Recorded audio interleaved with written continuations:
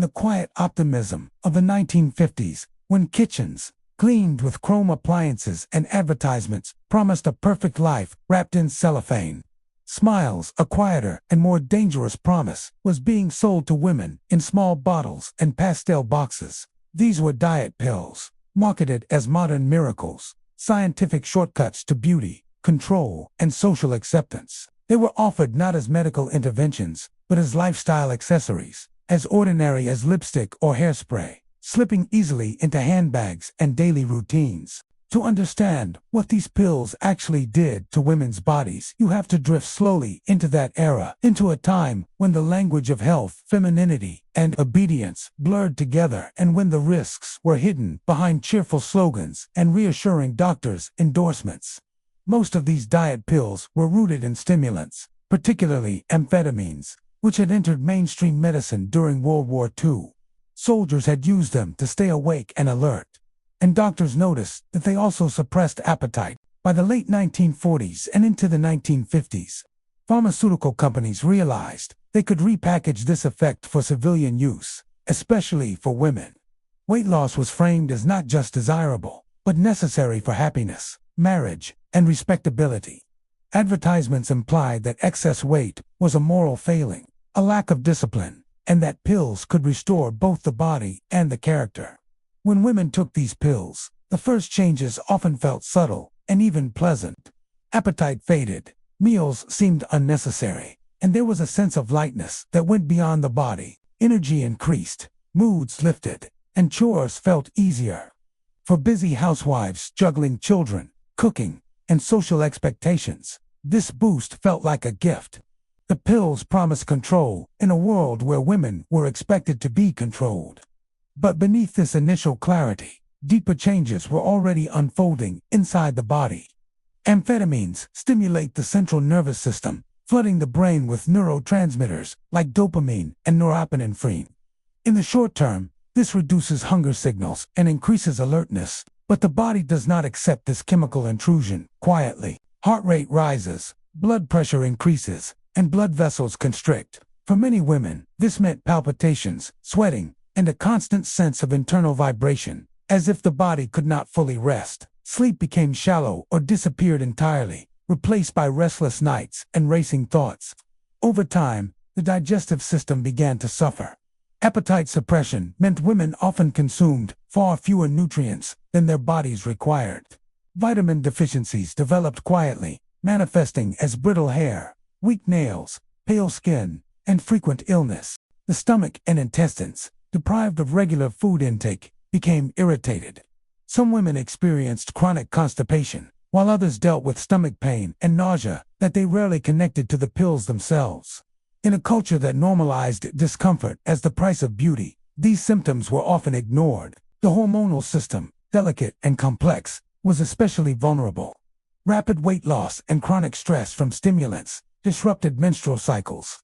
Periods became irregular or stopped altogether, a condition known today as hypothalamic amenorrhea. At the time, this was poorly understood and rarely discussed. Some women welcomed the absence of menstruation as a convenience, not realizing it signaled deeper endocrine disruption. Estrogen levels dropped, affecting bone density and increasing the risk of fractures later in life. Emotionally, the pills created a fragile balance. The early sense of confidence often gave way to anxiety, irritability, and mood swings. Women reported feeling on edge, snapping at their children, or crying without clear reason. Because mental health was rarely spoken about openly, these changes were internalized as personal failures rather than side effects. The pills that were supposed to make life easier quietly strained marriages, friendships, and self-perception. One of the most insidious effects was dependency.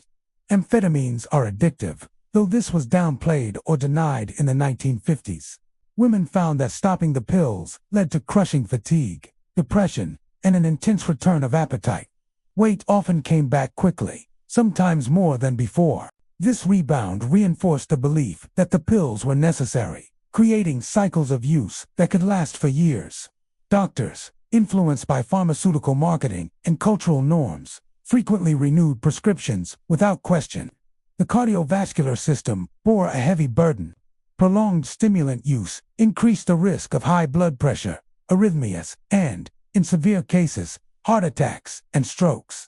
These outcomes were often attributed to nervous conditions or vague heart troubles, especially in women, whose symptoms were less likely to be taken seriously. The connection to diet pills was rarely made explicit, allowing the practice to continue largely unchecked. Liver and kidney function also suffered. These organs work constantly to filter toxins from the blood, and chronic exposure to stimulant compounds strained their capacity. Some women developed jaundice, swelling, or unexplained pain, signs that their bodies were struggling to cope. Again, these symptoms were often treated in isolation, with additional medications prescribed, layering more chemicals onto an already stressed system. Psychologically, the pills reinforced a narrow definition of worth. Women learned to associate thinness with virtue and self-control, and any deviation felt like failure. This mindset laid the groundwork for disordered eating patterns that extended far beyond the 1950s. Skipping meals, ignoring hunger, and using chemicals to override bodily signals became normalized behaviors, passed down through generations under different names and packaging. Not all diet pills of the era were amphetamines alone. Some formulations included thyroid hormones, laxatives, diuretics, or combinations known as rainbow pills, color-coded doses taken throughout the day. Thyroid hormones sped up metabolism, but also strained the heart and muscles, leading to weakness and heat intolerance. Laxatives caused dehydration and electrolyte imbalances, resulting in cramps, dizziness, and, in severe cases, heart rhythm disturbances. Diuretics increased urination, creating the illusion of weight loss while silently dehydrating the body. Women often took these pills without full information. In an age before strict drug regulations and informed consent, side effects were minimized or omitted entirely. Packaging emphasized elegance and ease, not risk. The medical authority of doctors and the trust placed in science made questioning these products unlikely. If something went wrong, women were more likely to blame themselves than the pills. As years passed, some women experienced lasting consequences. Chronic anxiety, depression, and sleep disorders followed them into later life. Bone density loss increased the risk of osteoporosis. Cardiovascular damage became more apparent with age. Yet many never connected these issues to the small pills they once took daily, tucked beside recipes and grocery lists. The broader impact extended beyond individual bodies.